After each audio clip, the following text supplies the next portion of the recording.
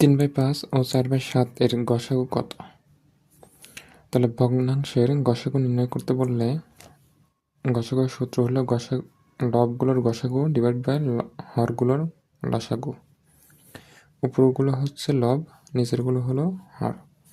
তাহলে আমাদের গসাগু বের করতে হবে প্রথমে, লবগুলোর গসাগু। তাহলে লব কত কত আছে 3 আর 4। 3 আর 4কে কোনো সংখ্যা দ্বারা একই সংখ্যা দ্বারা ভাগ যায় না। এক ছাড়া কোনো সংখ্যা দ্বারা ভাগ যায় না।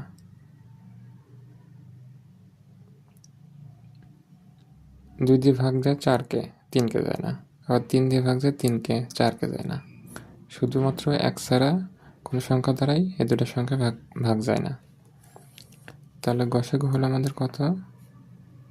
1 ডিভাইড বাই, এবার লসাগু, হরগুলোর লসাগু। তাহলে 5 আর 7কে ভাগ যায় না।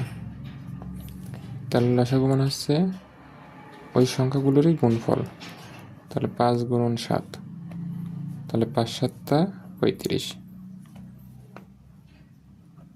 তাহলে 1/35। সুতরাং উত্তরটি হলো খ।